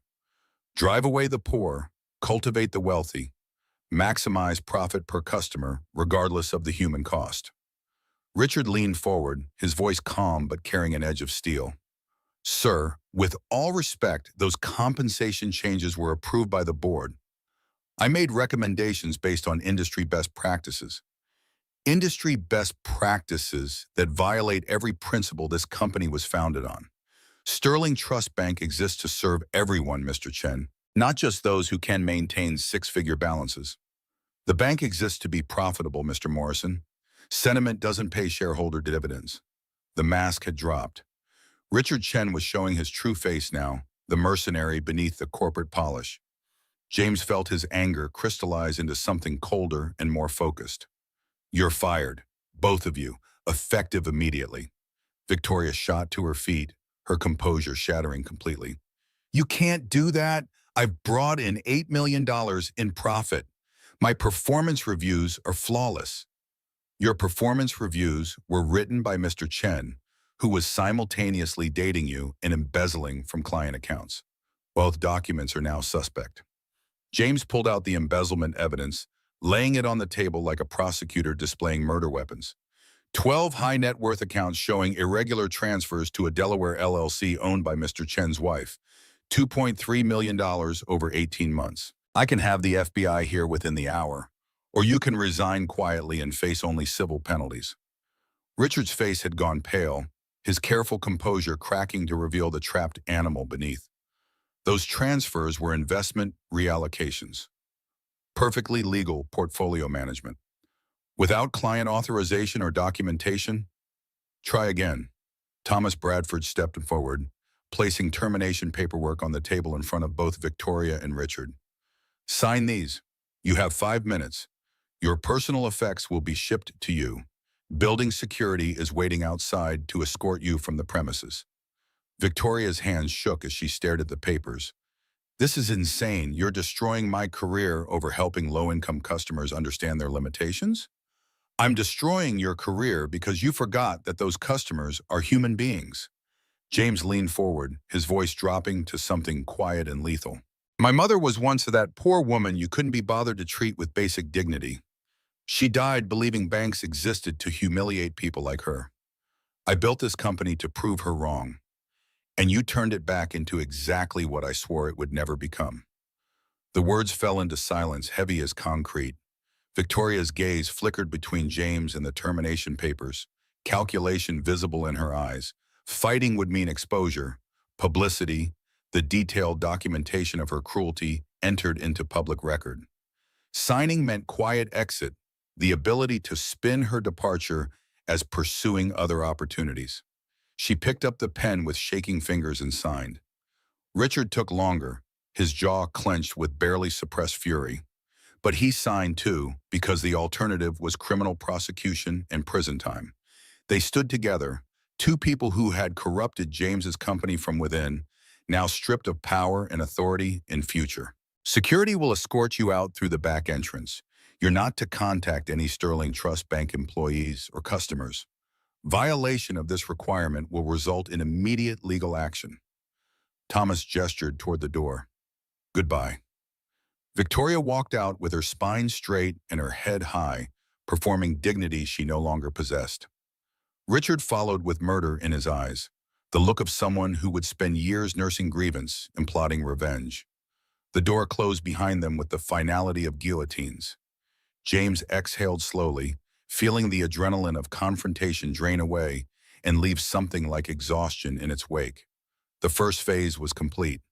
Victoria and Richard were gone, excised like tumors, but the surgery was not finished. Elena still waited in the break room, unaware that her world was about to shift beneath her feet. Margaret looked up from her laptop. That was remarkably restrained, Mr. Morrison. I expected more shouting. They're not worth the energy, but Margaret, I need you to stay for the next conversation. Elena Chen is about to be offered a promotion, and I want HR present as witness to ensure everything is documented properly. Elena Chen, the teller who's been blocked from advancement for 3 years? Margaret pulled up files on her laptop. I reviewed her personnel record this morning. She's been recommended for promotion multiple times. Each recommendation was denied by Victoria Ashford and Richard Chen with notations about lacking professional polish. Professional polish is code for bias. Elena Chen is the best employee in this branch, and I'm promoting her to branch manager effective immediately. Thomas cleared his throat. Jim, that's jumping her several levels. There's going to be pushback from other managers who've been waiting for positions. The optics are that I'm promoting the person who actually understands what this company is supposed to be. James gathered his folders. Bring her in. Thomas left the conference room, his footsteps echoing down the hallway. James stood at the window overlooking the branch floor below, watching customers move through their morning banking, unaware of the tectonic shifts happening in the administrative offices above. He thought about Marcus Hayes, the ghost he had performed for a week, and wondered how to explain that performance to Elena without sounding like a monster. You had to become invisible to see who would still see you. You had to pretend poverty to learn who treated the poor with dignity. But those explanations sounded hollow even in his own mind, excuses for what was ultimately manipulation. Diana had been right. James had tested Elena like a specimen, and now he had to face the human cost of that experiment. The door opened. Elena Chen entered the conference room wearing her bank uniform, her expression confused and slightly anxious. Her gaze moved from James to Margaret to Thomas, trying to decode the situation from body language and context. She stood near the door as if ready to flee. "Mr. Morrison, I'm sorry. I thought this was a staff meeting about customer service." "It is. Please sit down, Miss Chen." Elena moved to the table with visible reluctance, her hands clasped in her lap, her shoulders carrying the tension of someone expecting reprimand. James watched her arrange her features into professional neutrality and felt his heart constrict with the knowledge that he was about to shatter that careful composure. "Miss Chen, you've been with Sterling Trust Bank for 5 years.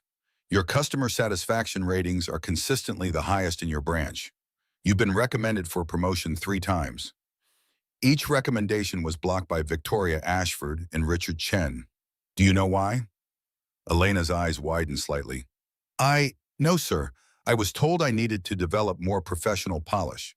That was a lie designed to keep you from advancing. The truth is that you were too good at your job.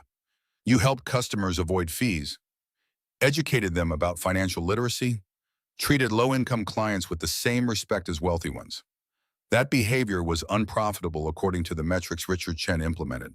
So they kept you locked at entry level where your integrity could be contained. Elena sat very still, processing information that was rewriting her understanding of the past 3 years. "Sir, I don't understand why you're telling me this." "Because as of this morning, Victoria Ashford and Richard Chen no longer work for Sterling Trust Bank. They've been terminated for policy violations and ethical breaches. And I'm offering you Victoria's position. Branch manager, immediate promotion with commensurate salary increase, and full authority to restructure customer service protocols as you see fit." The words dropped like stones into deep water, their impact spreading outward in ripples Elena could not yet comprehend. She stared at James with an expression that cycled through shock, disbelief, and dawning horror. "Branch manager? Sir, I'm not qualified." "You're more qualified than anyone else in this building.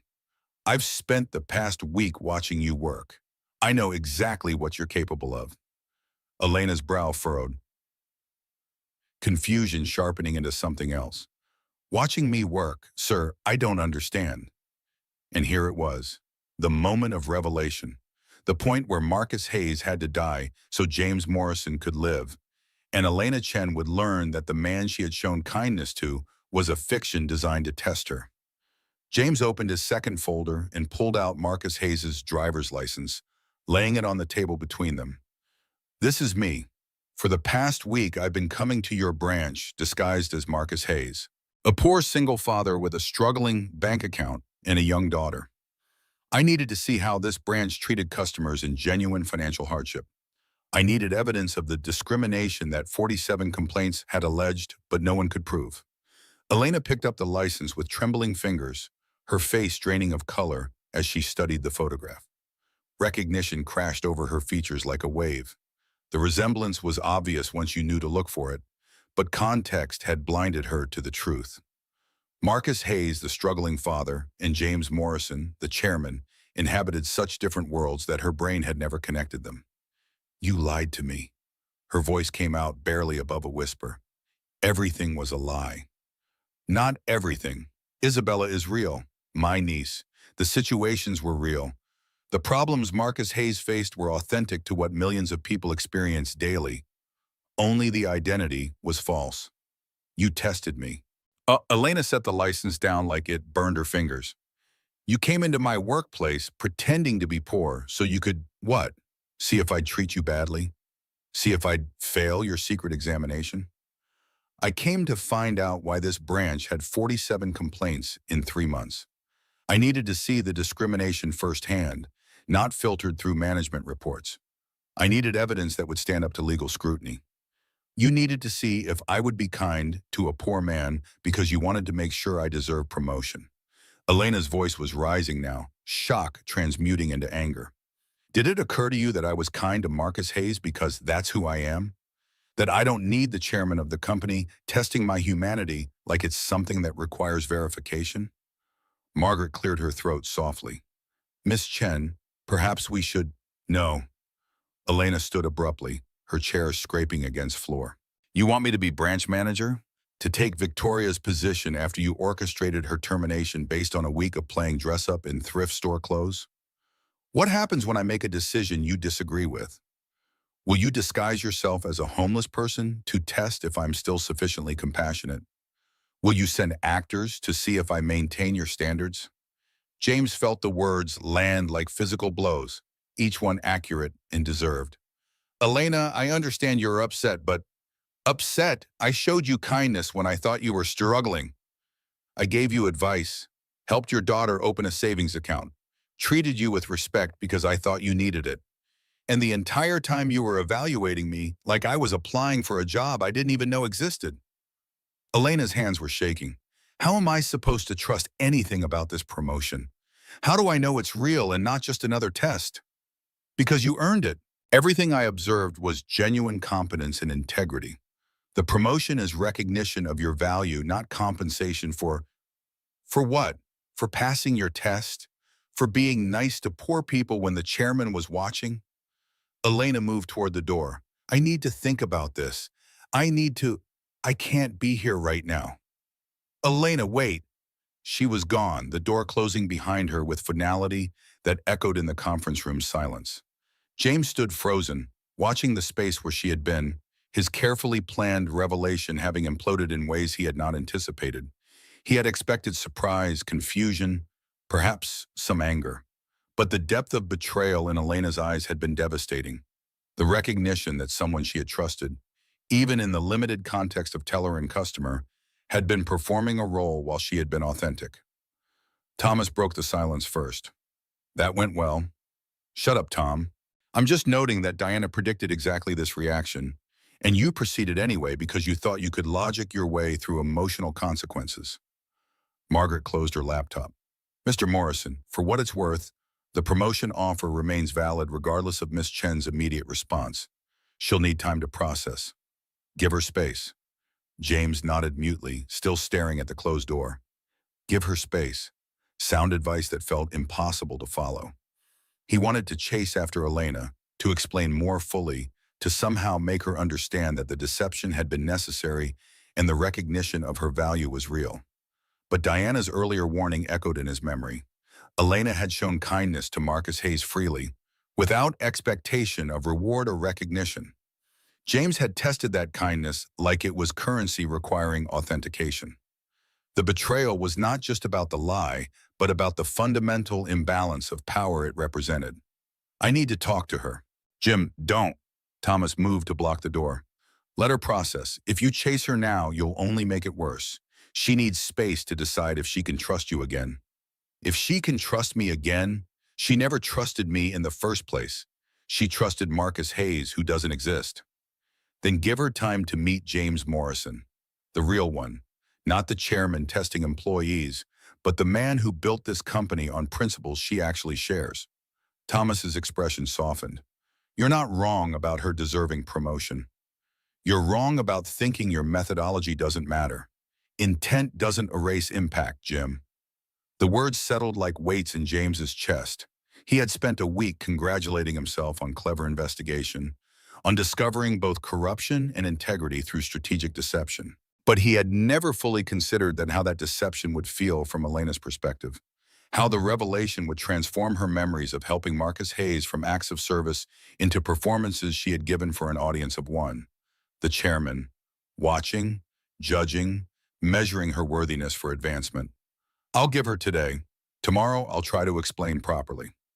And if she won't listen, if she refuses the promotion, James looked at his oldest friend, the man who had been with him since Sterling Trust Bank was just a dream and a foolish promise. Then I'll have destroyed something good in pursuit of something right, and I'll have proven myself no better than the system I was trying to fix. He left the conference room and took the elevator down to the branch floor, emerging into the public space where customers conducted their banking surrounded by marble and light. Elena's station stood empty, her terminal dark. A handwritten sign propped on her keyboard announced she was on break. But James saw through the polite fiction. Elena had fled to somewhere she could process the explosion of her reality in private. The branch continued operating around him, other tellers serving customers, the machinery of banking grinding forward regardless of individual crisis. James stood in the lobby of his own creation and felt the weight of his mother's ghost pressing against his chest. He had built this bank to honor Rose Morrison's memory, to create an institution that would treat people like her with dignity. And in pursuit of that mission, he had tested Elena Chen's humanity like it required verification. The bitter irony cut deep. In trying to ensure his bank lived up to its principles, James had violated the very dignity he claimed to protect. He had made Elena perform her integrity for his evaluation, had transformed her authentic kindness into evidence collected for his investigation. And now he stood in the aftermath, wondering if the corruption he had excised from his company had been replaced with something worse. The corruption of using good people as instruments for his own purposes, regardless of their consent or awareness. James left the branch and drove back to his office through late morning traffic, his mind churning through approaches and arguments, ways he might repair what he had broken. But all his executive decisiveness felt useless in the face of Elena's betrayal. Business problems had business solutions. Human problems required something else entirely, something James Morrison had spent 40 years avoiding by reducing all interactions to transactions. Diana was waiting in his office with coffee and the expression of someone who had predicted disaster and taken no joy in being correct. She ran. "Wouldn't you?" James collapsed into his chair, accepting the coffee without tasting it. "I just promoted someone who thinks I tested her humanity like it was a job interview, who believes every kind gesture she made was evaluated for my benefit." "That's because you did exactly that." Diana sat across from him, her voice carrying no judgment, just observation. "Jim, you spent a week treating Elena Chen like a case study. You documented her interactions, analyzed her responses, measured her worthiness for advancement. That's not how you build trust. That's how you break it. I needed evidence. I needed to see. You needed to see if she would be kind to poor people when the chairman was watching. You needed to verify her integrity met your standards. But integrity isn't something that requires external validation. It exists independent of observation. And by testing it, you suggested you didn't trust her to possess it without your scrutiny." James set down his untasted coffee. "How do I fix this? I don't know if you can, not immediately. Elena needs to decide if she can forgive the methodology because she agrees with the outcome. And that's not a decision you can force or negotiate. So I wait. You wait, and while you're waiting, you consider whether your interest in Elena Chen is really professional or if you've been lying to yourself about that too." The question landed with precision, cutting through all James's careful justifications. He had told himself the investigation was about company integrity, that his focus on Elena was about identifying talent for promotion, that the week of observation was purely strategic. But Diana knew him too well, had seen the way he studied footage of Elena's interactions, had heard the tone in his voice when he discussed her competence, had recognized infatuation disguised as professional interest. "I barely know her." "You've spent a week studying her like she's the only person in your company." "That's not investigation, Jim. That's obsession. And now you have to figure out if what you feel for Elena Chen is real, or if you're just infatuated with the idea of someone who showed you kindness when you pretended to need it." James wanted to argue to defend his actions as purely professional, but alone in his office with Diana's uncomfortable truths hanging in the air, he admitted what he had been avoiding. Somewhere between Monday's first visit and Friday's last, James Morrison had developed feelings for Elena Chen, had begun to imagine conversations beyond banking transactions, had wondered what it might be like to know her as himself rather than as Marcus Hayes. But those feelings were built on a foundation of deception. Elena did not know James Morrison. She knew Marcus Hayes, the struggling father who needed help. And now she knew that Marcus Hayes was a fiction designed to test her, which meant everything she felt about that interaction was tainted by betrayal. "What do I do, Diana? You give her space. You let her decide if the promotion is something she wants despite how it was offered. And you accept that she may never trust you personally, regardless of whether she accepts the position professionally." Diana stood, gathering her tablet. "And Jim, consider that maybe the real test wasn't about whether Elena had integrity. Maybe it was about whether you did, whether you could see value in people without needing to verify it through manipulation." She left him alone with that uncomfortable observation. James turned his chair toward the windows, watching Portland spread beneath him in concrete and glass and steel. Somewhere in that vast network of streets and buildings, Elena Chen was processing the revelation that her kindness had been evaluated like a performance, that the man she had helped was a chairman testing her worthiness. James had spent 40 years building an empire on principles, had created Sterling Trust Bank to honor his mother's memory and prove that banking could serve everyone with dignity. But in pursuit of that mission, he had forgotten the most fundamental truth. People were not instruments to be tested. They were ends in themselves, worthy of respect regardless of whether they passed examinations designed by those with power. He had failed his own test, had proven himself willing to sacrifice individual dignity in service of institutional integrity. And now he had to live with the consequences of that failure while hoping Elena Chen might somehow find forgiveness he did not deserve. The afternoon passed in administrative necessities. James met with the board to explain Victoria's and Richard's terminations, fielded questions about interim branch management, reviewed candidates for Richard Chen's replacement as CFO. The machinery of corporate governance grinding forward regardless of personal crisis. But through every meeting, every conversation, every decision, James's mind returned to Elena's expression in that conference room, the shock transmuting to betrayal, the recognition that her kindness had been evaluated like job performance, the anger at having her integrity treated as something requiring external validation. Evening found James in his penthouse, whiskey in hand, Elena's business card on the coffee table before him. He picked up his phone 3 times to call her, 3 times set it down without dialing. What could he say that would not sound like excuse or justification? How could he explain that his methodology had been wrong while insisting his recognition of her value was right? Tuesday morning, James went to the branch early, arriving before employees or customers. He stood in the empty lobby watching sunrise light paint marble and steel in shades of gold and gray. Elena's station waited dark and silent. Thomas had informed him she had called in sick, taking personal time to deal with an unspecified family emergency. The polite fiction everyone understood meant she could not face returning to work while processing revelation. Wednesday brought the same absence. Thursday as well. By Friday, James was convinced Elena would resign rather than accept promotion from a chairman who had tested her humanity like it was something requiring verification. He drafted a letter apologizing for his methodology while defending his conclusions, tore it up, drafted another, tore that up too. Words felt inadequate to address the fundamental betrayal of treating a person as experimental subject. Friday afternoon, Diana entered his office without knocking, her expression carefully neutral in the way that signaled important news. Elena Chen is downstairs. She's asking to see you.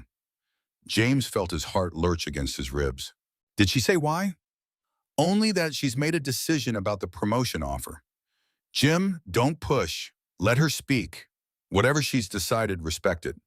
He nodded, straightening his tie, armor donned for a confrontation that felt more terrifying than any board meeting or hostile takeover. Diana led him to a small conference room on the main floor, the kind used for customer consultations and loan discussions. Neutral territory. Elena sat at the table wearing jeans and a sweater rather than her bank uniform, her hair pulled back in a simple ponytail. She looked tired, shadows under her eyes suggesting sleepless nights. When James entered, she stood with automatic politeness before catching herself and sitting again deliberately. Mr. Morrison, thank you for seeing me. Of course, I've been hoping we could talk. James took a seat across from her, maintaining distance, careful not to crowd. How are you? Confused, angry, trying to figure out if I should accept your offer or resign on principle. Elena met his gaze directly, no deference or fear in her expression, only exhaustion and something harder. I've spent 5 days trying to understand why you thought testing me was acceptable, why you believed my humanity required verification before you could trust me with authority. It wasn't about trust. Then what was it about? Because from where I'm sitting, you came into my workplace wearing poverty like a costume so you could see if I would treat you badly. And when I didn't, when I showed you kindness because that's who I am, you decided I passed some secret examination. That's not recognition, Mr. Morrison. That's audition. The accusation landed clean and true. James felt it impact his carefully constructed justifications, felt them crack under the weight of Elena's anger. She was right. He had auditioned her, had made her perform her values for his evaluation, while never revealing he was audience rather than participant. You're right. I treated you like an experimental subject instead of a person. I told myself it was necessary for investigation, but that was excuse. I could have reviewed customer complaints, conducted official interviews, used any number of legitimate methods. Instead, I chose manipulation because I wanted to see the truth unfiltered. I wanted to know who you really were when you thought no one important was watching. And what did you learn, Mr. Morrison? What did your week of playing poor teach you? James held her gaze, refusing to look away from the anger he had earned. I learned that you're exactly who Sterling Trust Bank needs leading branches. That you understand service and dignity in ways most people never bother to learn. That you make customers smarter about their own finances instead of exploiting their ignorance for profit. I learned you're principled, incompetent, and deserving of advancement. And you learned all that by lying to me. Yes, Elena absorbed his acknowledgement without visible reaction. Here's what I learned, Mr. Morrison. I learned that the chairman of my company doesn't trust his employees to be decent without external surveillance. I learned that kindness is currency that gets evaluated for worthiness. And I learned that no matter how many times your company says it values integrity, what it really values is performance that passes tests. The words cut deep because they were accurate. James had spent 40 years claiming Sterling Trust Bank operated on different principles than other institutions. But his methodology had proven those principles were just window dressing. When push came to shove, he operated exactly like the banks he claimed to oppose, with suspicion, surveillance, and the assumption that trust required verification. You're right about all of that, and I can't undo the methodology. I can only acknowledge it was wrong and commit to doing better going forward. Doing better how? By not disguising yourself as poor people anymore? That's a remarkably low bar, Mr. Morrison. By promoting people based on documented performance rather than covert testing. By trusting that employees hired with care and trained properly will act with integrity without needing surveillance. By remembering that the people who work for this bank are human beings, not instruments for institutional purposes. James paused, forcing himself to continue. And by acknowledging that I was wrong about you specifically, not wrong about your competence or integrity, wrong to test them at all. Elena looked at him for a long moment, her expression unreadable. I've been offered similar positions at 2 other banks in the past 3 years. Both times I turned them down because I believed Sterling Trust Bank's mission was real. That banking for everyone meant something more than marketing copy. Your test didn't just betray me personally, Mr. Morrison. It betrayed that mission. You proved the company I believed in was as hollow as any other. The observation landed like a gut punch, forcing James to confront the full scope of damage his investigation had caused. He had not just hurt Elena. He had destroyed her faith in the institution she had served with integrity for 5 years, had proven that Sterling Trust Bank's values were negotiable when the chairman found them inconvenient. I can't defend what I did. I can only try to make it right going forward. The promotion is still available if you want it. Full authority to restructure customer service according to principles you think matter. Support from executive leadership to implement changes. Salary and benefits commensurate with the responsibility. And if I accept, everyone will know I got promoted because the chairman tested me personally. They'll assume I slept my way up, or that I'm your favorite, or that the position isn't real merit but charity. My authority will be compromised before I even start. James had not considered that angle, too focused on Elena's personal betrayal to think through how others would interpret the promotion. But she was right. The circumstances of her advancement would follow her, would undermine her authority, would make every decision she made subject to speculation about whether she had earned her position or been gifted it. Then we announce it differently. We say you've been identified through standard performance review as ready for advancement. We don't mention my investigation. You want me to help you cover up the methodology? I want to protect your professional reputation from damage my choices caused.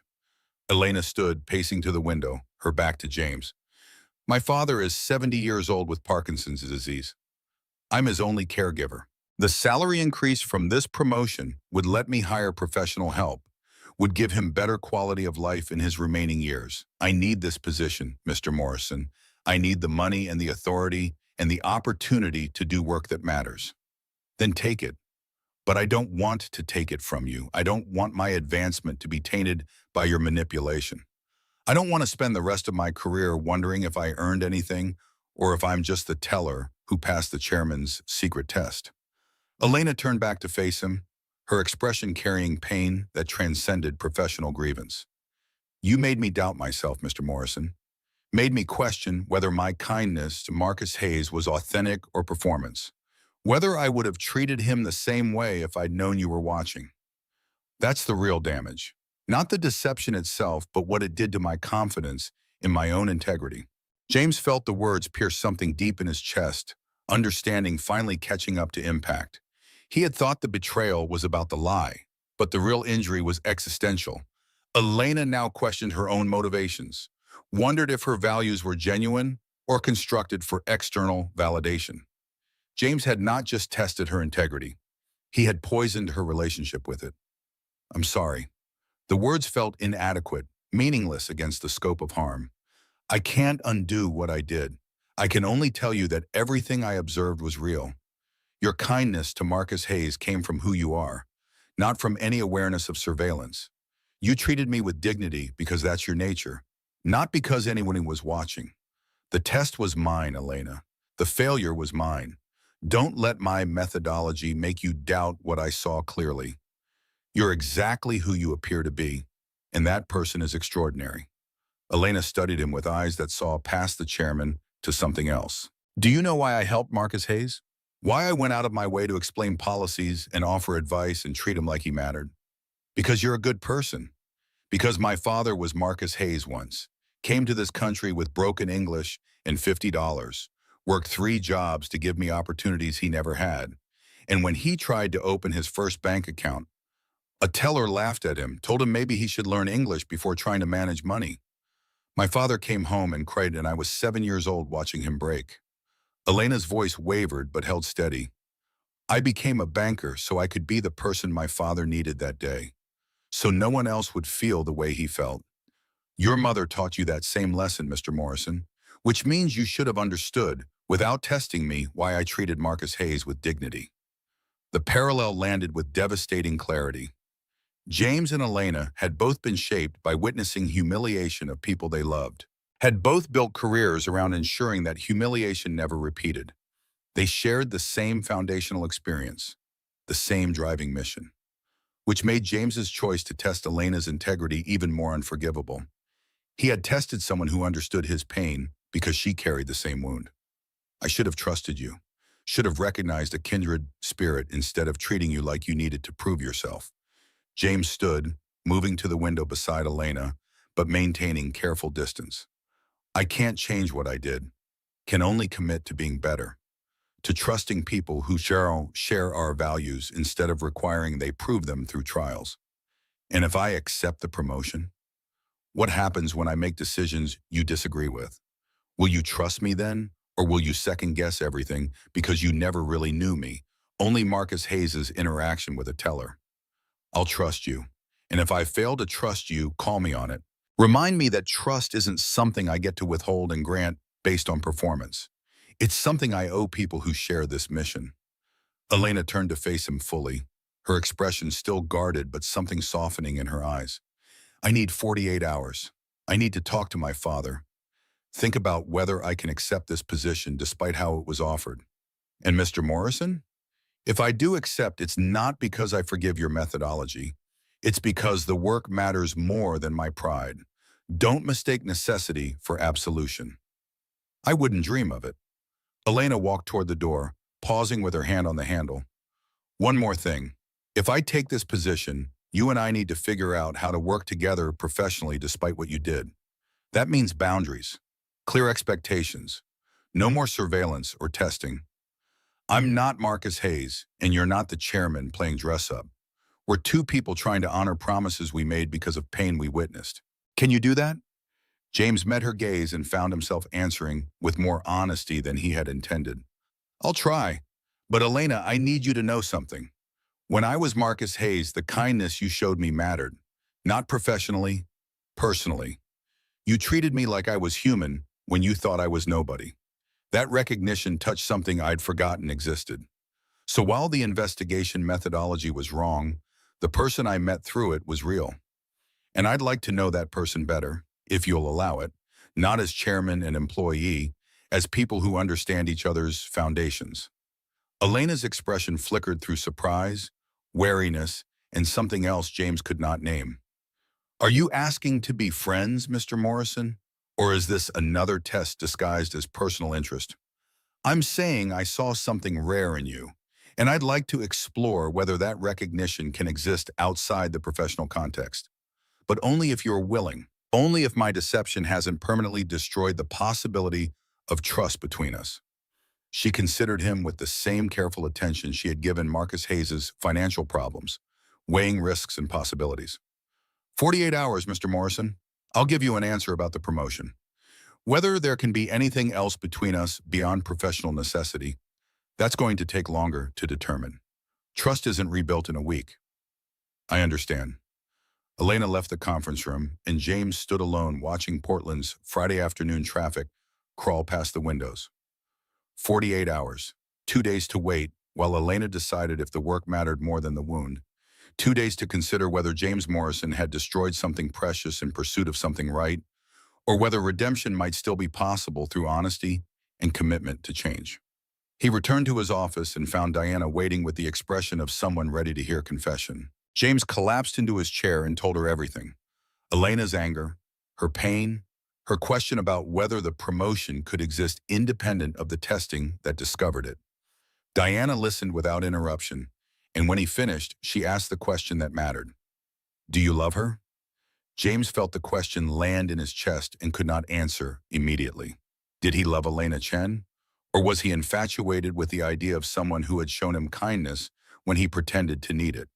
Did he want Elena herself, or did he want the feeling of being seen as human rather than chairman? I don't know yet, but I want the chance to find out. And I don't know if she'll give me that chance after what I did. Then you wait, and while you're waiting, you consider whether the love you think you feel is worth pursuing, given the power imbalance between you. Chairman and branch manager, employer and employee. Those dynamics complicate everything, Jim. I know. Do you? Because from where I'm sitting, you're already imagining a future where Elena forgives you and you build something together. But you need to consider the possibility that the kindest thing you can do for her is maintain professional distance. Let her succeed on her own merit without the complication of the chairman's romantic interest compromising her authority. Diana was right, and James hated her for it.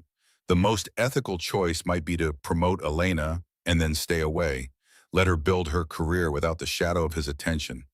But the thought of watching her from distance, of never knowing if the connection forged through Marcus Hayes could have become something real, felt like dying by inches. 48 hours, he repeated. Then I'll know if she even accepts the promotion. Everything else comes after. Diana left him alone with his thoughts and the Portland skyline.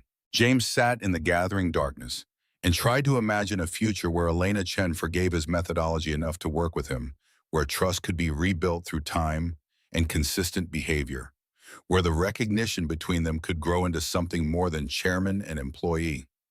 But imagination felt hollow without knowing if Elena would even give him that chance. Monday morning would bring answers. Monday, Elena would deliver her decision about the promotion, and James would learn if redemption was possible or if he had permanently destroyed something valuable in pursuit of institutional integrity. Until then, all he could do was wait and hope that the woman who had shown kindness to Marcus Hayes might find forgiveness for James Morrison, despite all his failures to deserve it.